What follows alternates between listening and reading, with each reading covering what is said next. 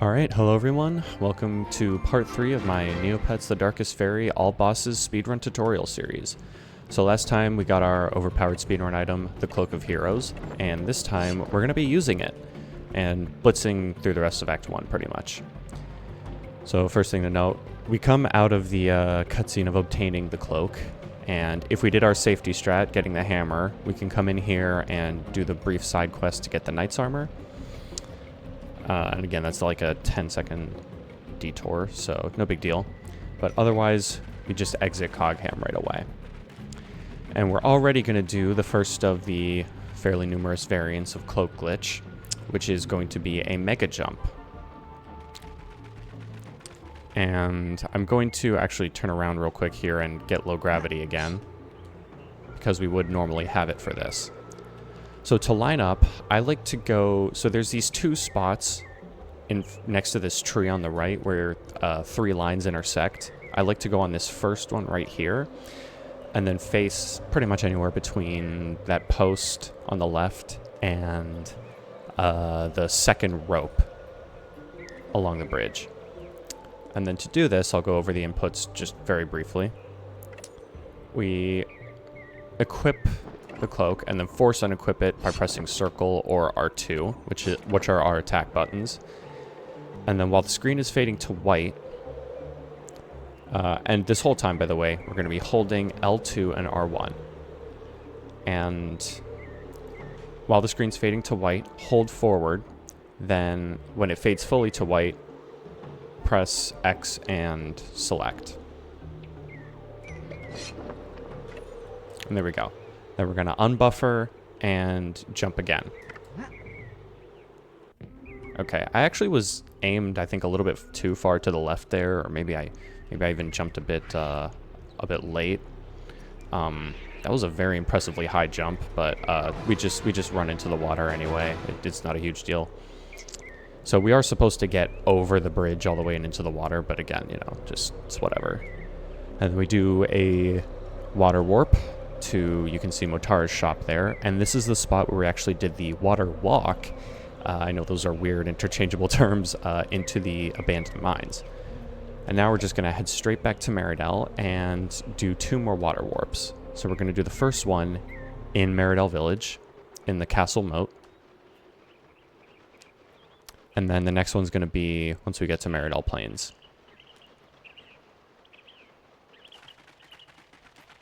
I think I have music glitch. Oh no, never mind. It just took a while to load. So we fall in there, and now we're on the northern part of Meridel by the arena.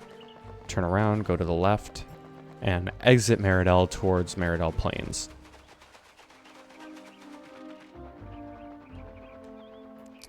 And head straight around these rocks to the left and water warp again. And there we go, that gets us all the way to the other end of Meridel Plains. So we were like way over there before. Now what we're going to do is a trick called, it's colloquially called a Mirka speed clip, but I like to call it a sprint clip because, strictly speaking, not all of these like clips require Mirka speed, but this one does, so I digress. We might see a couple other later, actually, that don't require Mirka speed. Now, this particular trick was discovered in conjunction somewhat recently-ish by Kcow and Celestial Shy, and Kcow has a dedicated tutorial for this, which I will link in the description. So shoutouts to them, but I'll go over this quickly as well. So first off, for routing purposes, jump off, get this water moat. And then what I've noticed is that this trick tends to have difficulty working when you have low gravity, so just make sure that you don't jump up here and grab onto the ledge. And now we're going to run kind of into this corner between these 2 trees with Mirka speed. So you can see every frame Tor is like shifting to the right and then to the left. So he's on the left, right, left.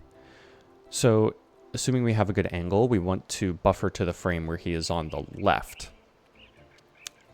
And when he's there, we then hold straight to the left. Okay, so that wasn't a good angle. So this one should work. Okay, maybe I'm facing too far left. There we go. And this is what we want, for him to be just kind of like stood in place. We jump through the wall. Now we're out of bounds. So I like to head straight for this like darkened line texture right here. I kind of feel it out, but and I know that's not great for tutorial purposes, but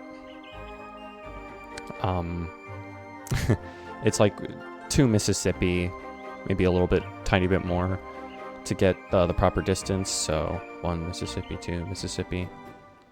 There we go. So now what we're going to do, we have kind of an invisible wall here. That's actually just a ledge. So we do need low gravity for this upcoming trick. I like to get it right there. So grab onto that ledge, and now we're up here. But there is another place we can get it right here. So now we're just going to run straight forward through these 2 walls. And the other place you can get low gravity would be right at this edge here. There we go. And if you get low gravity where I did, you can just, to line yourself up, walk off this edge slowly, and then climb back up, and then don't move, and you'll be lined up properly.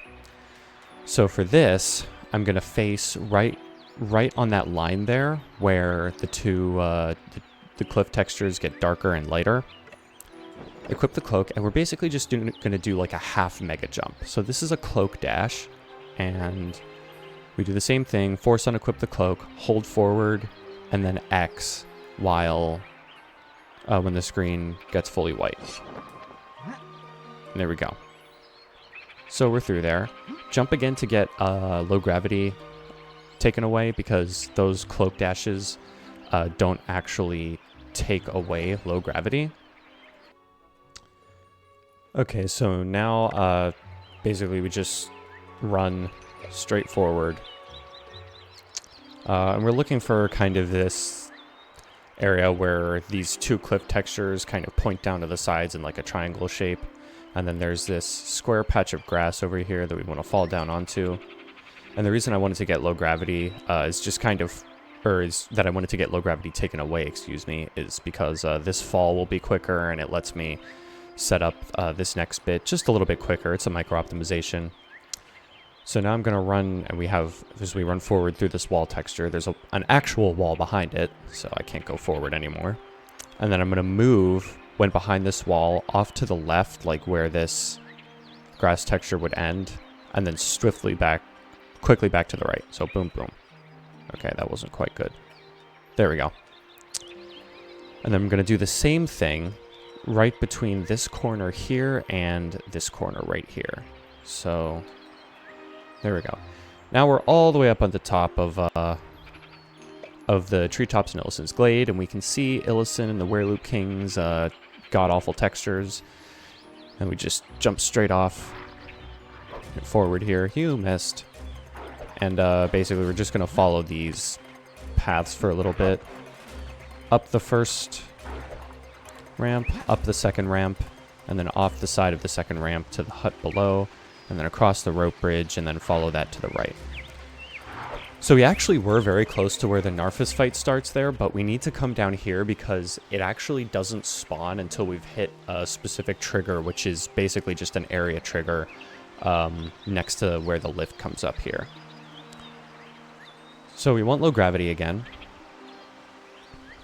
So what I'm going to do is line up kind of in the middle, the bottom middle of these like 4 leaves that make another triangle thing here. Right here on the ground, and then jump across, and there we go. So now we're going to do a ledge fly. For this particular instance, we need a certain distance away from the ledge, so I'm actually going to face kind of off to the side, like the left side of that tree back there, slash, and there we go. Now I'm perfectly lined up. And then I'm going to face just barely to the left of that tree in the background that has the platforms where that Wereloop is. And then equip the cloak. And I'm actually going to do the same exact inputs here as the cloak dash, or the first half of a mega jump. However, an important detail is that if we have Mirka speed, we just don't press R1. But since I do have Mirka speed, I am going, or since I, excuse me, wait, I think I said that wrong. If I have Mirka speed effect, which you can see I don't, I wouldn't be holding R1. But since I don't have Mirka speed, the effect, again, you can see I'm not flashing with electricity, I'm going to hold R1. So circle forward, X. And there we go. So now you just kind of have to pray that these two don't hit me. He's probably, yeah, he did. So it's fairly uncommon for that guy to hit. There are two of them that can hit you, but like you should comfortably get by, I'd say 90% of the time, never getting hit by those guys, and that's being generous. But now I can show that with Mirka speed, just hold the buttons and don't touch R1. He might hit me again, you know. Wow, he actually did. Okay. This is exceedingly bad luck. Don't worry, it's not going to look like this most of the time when you do your runs.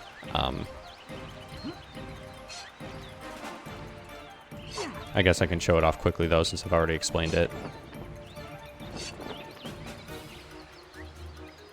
Alright. Third time is the charm. Yes, it is. Okay.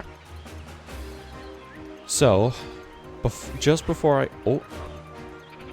Okay. So just before I get up into the like, fly through the floor up there, the next platform, I'm going to pop my power potion. And I'm pausing now to kind of explain this upcoming boss.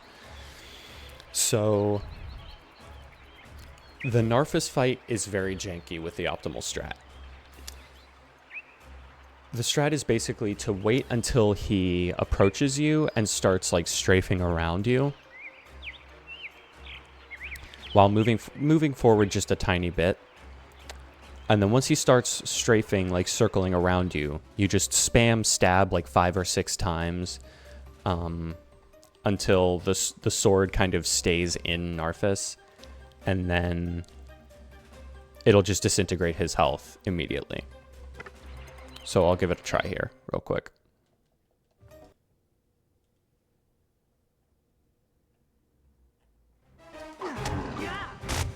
There we go. I didn't quite get it perfectly, but I can try it again real quick. There we go. So there is so much nuance to that fight that it actually warrants its own tutorial in my opinion, which I may decide to do. But yeah, that fight is has a lot of crazy things that can happen and a lot of nuance to it. But if you find that strat scary, just remember, when in doubt, 3-hit combos with shield canceling, just like we did on the Ixie Chief. So now we're gonna activate our text glitch, go into the Illison cutscene. And an important detail now about cloak glitches that we're gonna find is that certain things can actually take away our cloak glitches, and that cutscene is one of them. So for some reason after that cutscene, as well as certain other things, we can't do any cloak glitches now. And one way to fix that is by picking up an item for the first time. So we're gonna run around this tree to the right, spin attack these grass, and there we go, we got a striped, or a speckled neg. And there we go, now we have cloak glitches back.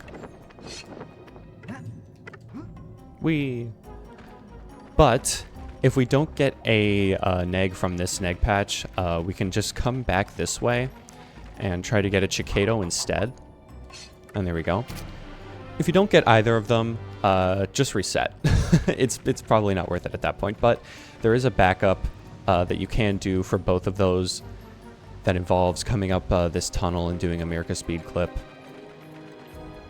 But yeah, I would follow the no cloak route to see what you would do there. But otherwise, yeah, there's a lot more nuance later on that we would have to go through to fix that, the loss of cloak glitches. So I just would reset at that point. Although you would have to be exceedingly unlucky to get neither a neg nor a Cicado. So now we come around this way, up these vines on the left side, preferably. And now we're going to do the most common and basic form of ledge fly. So I'm going to equip the cloak, face kind of diagonally out into this wall, and then I'm going to do the same, press circle, and then I'm going to hold backwards during when it's fading to white, and when it fades fully white, I'm going to press X. And there we go. Now that we're out of bounds, we are looking to hit a certain set of load zones to get into Meridel Castle. So run straight forward here, jump over that invisible wall, run kind of towards the water over there, and once we get around these wall textures, look for this patch of grass on the left. And there we go. Once we upwarp onto it, we can run back off to the right and hop over that invisible wall. Keep going until the sky fades fully back to normal, and then slowly start turning left. And what I like to do is I like to face kind of the third dark line here in this texture. So we have one there, one there, one there, and I go for this one. Run it forward a little bit and then stop until we're loaded in here. So here's where a little bit of emulator difference comes in.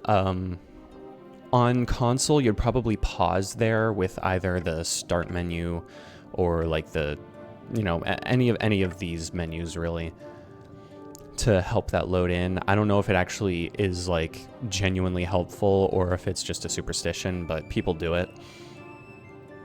Now we're gonna run kind of through that gap in texture there. And there we go. Once we get out here, let me make sure I'm actually there. I'm going to look up until we see this gap where you can see the purple clouds above us. Run just to the right of that out into this open area here. So now is where a really much bigger difference between emulator and console comes in. So console would run around that rock up there, upwarp onto the grass texture, and then run kind of that way to get into Meridel Castle. But you need time to properly load all of that to actually make that work. All right, excuse me.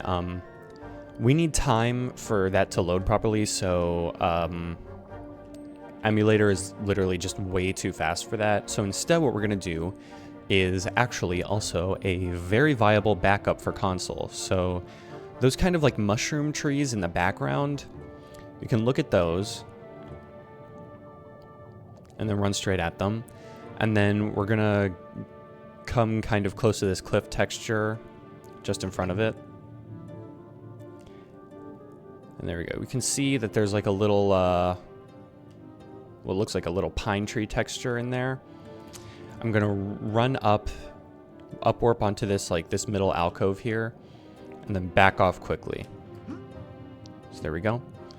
Run towards those cliffs a little bit, and then what I'm looking for now is to have Tor's head, basically to have a perfect, like a straight line, but running through Tor's head, that middle pillar over there, or the castle tower on the battlements, or what looks like it should be a battlement anyway, and the right edge of those cliff textures in the background.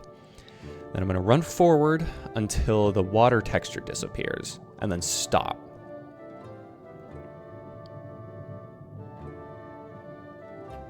And there we go. So now, oh no, my screen is black. I can't see anything. Never fear, the cloak is here. Equip the cloak, force unequip it, and ow! We get attacked.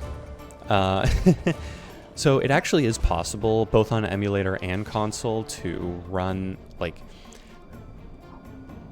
do that load in such a way that you actually get out of bounds here, and you can run straight to the door, and it saves a couple seconds, but for safety, you can just stop as soon as the water texture disappears, or you can even back up a little just to be extra safe.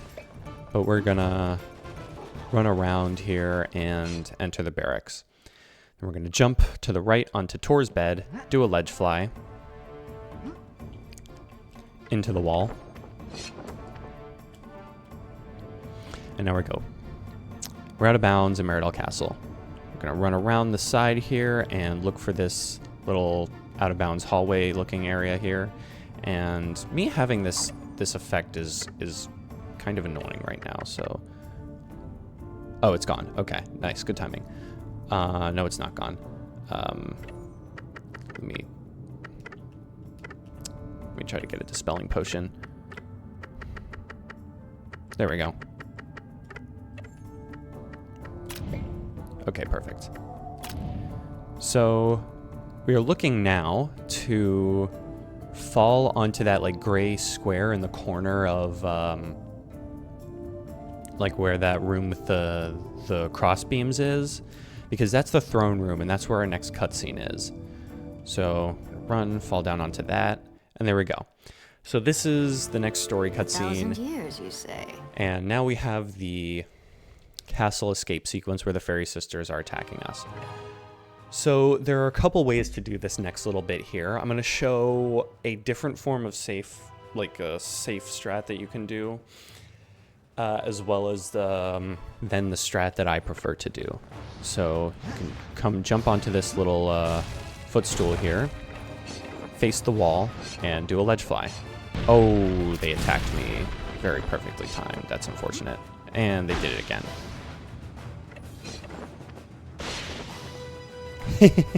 Nice.